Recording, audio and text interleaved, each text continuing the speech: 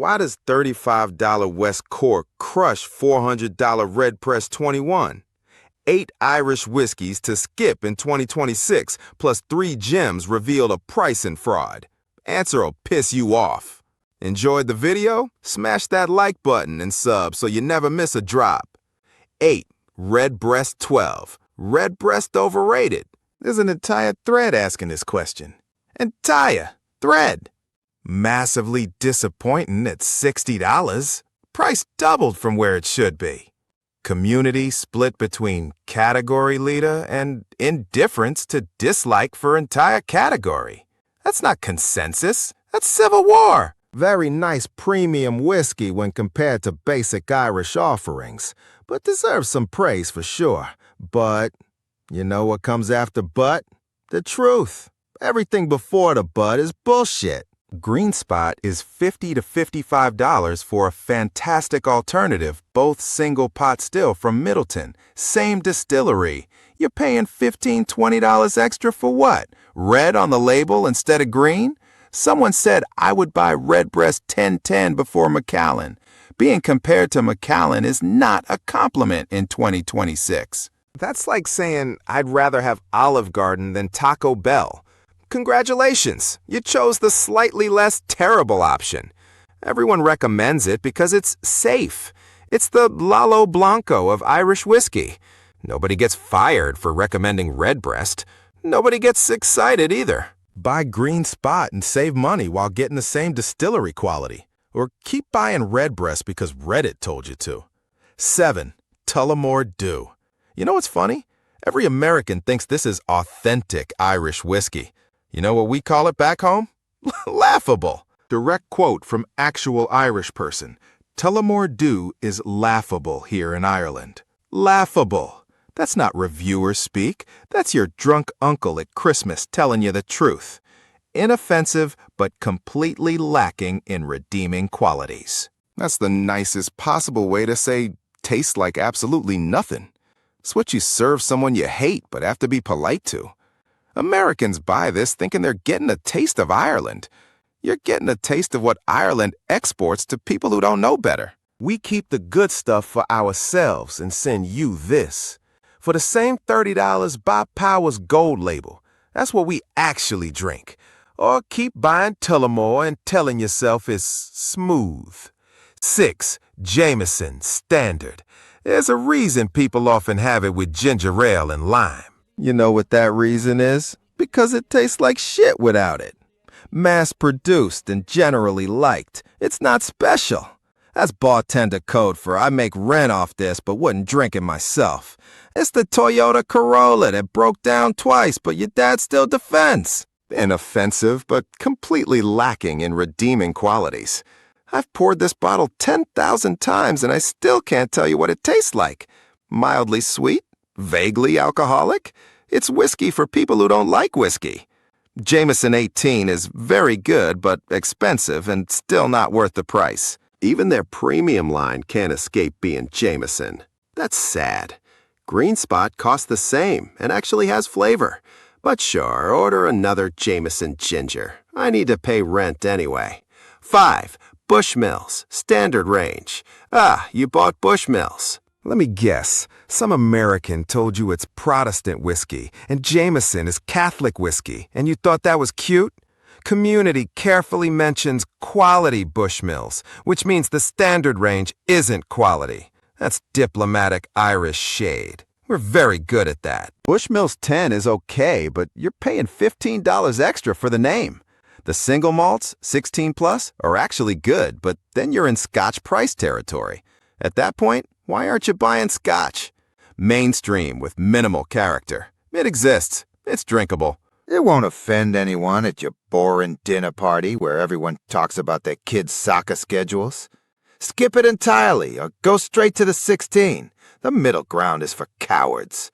Agree or disagree? Let me know below and hit subscribe to stay in the loop. 4. Proper. 12. Connor sold his stake for $600 million.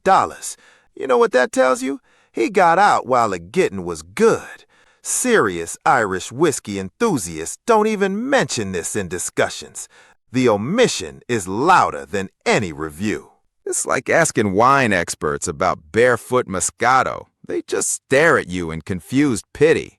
I bought it because I watched McGregor knock out Jose Aldo in 13 seconds and thought, that guy knows what's good.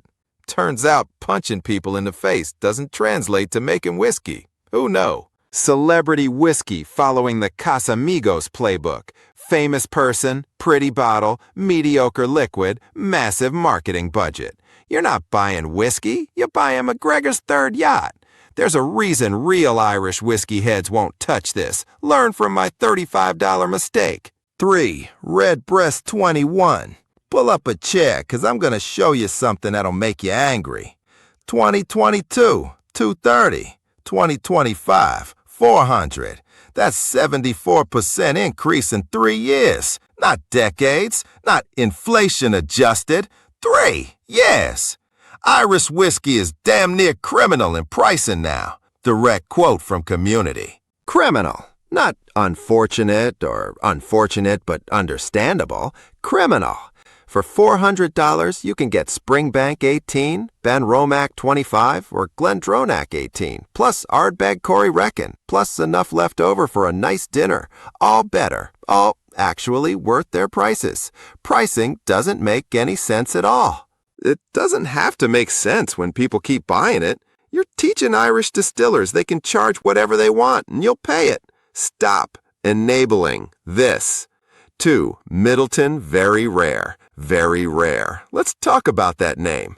Annual releases. Annual. You know what rare things don't do?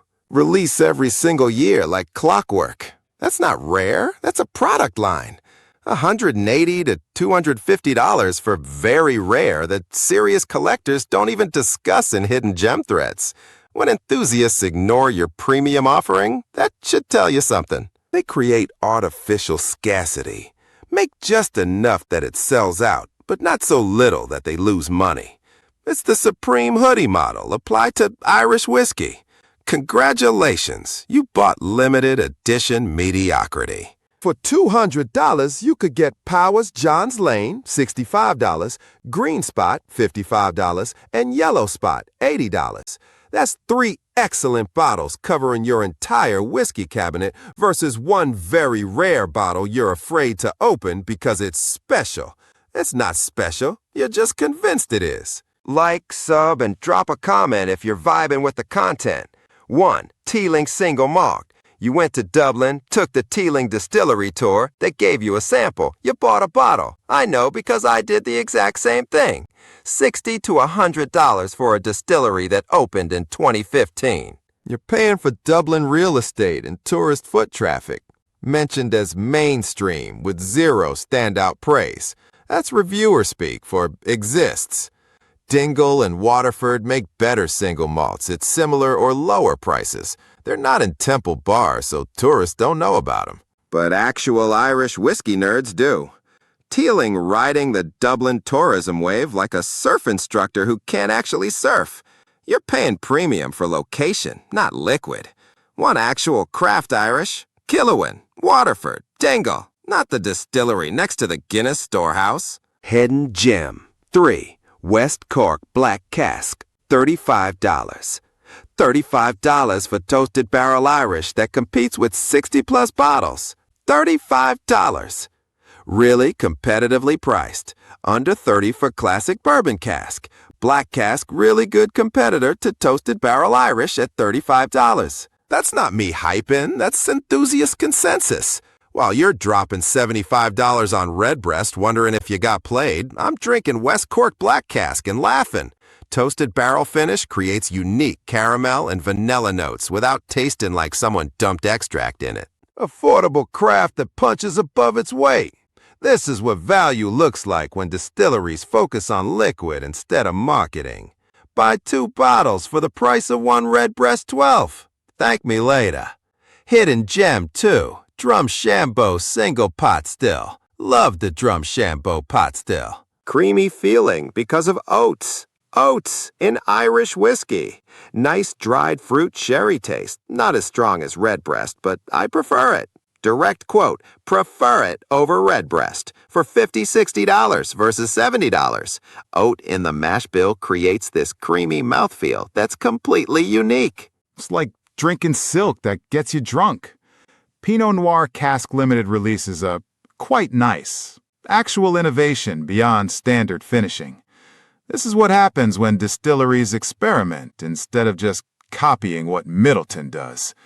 Sherry influence without Redbreast pricing or hype. You want something actually different? Not just marketing different, but actually different. This is it. Hidden Gem 1 Kilowone. There hasn't been any other releases from Kilowone haven't been superb in my opinion. Read that again. 0 bad releases. Small batch craft from Northern Ireland. Single cask releases. Cask strength. No coloring. No chill filtering. Everything whiskey should be and usually isn't. $70 to $120 depending on release, but every bottle is worth it. 100% quality consistency. When's the last time you could say that about any whiskey brand? They're not hyped yet, which means pricing is still reasonable. Keep an eye on per enthusiasts means this is about to blow up. Get in now before they become the next allocated nightmare. This is craft done right, not Dublin tourist craft, not celebrity craft. Actual distillers making actual whiskey for actual whiskey drinkers. Buy literally anything they release. You won't regret it.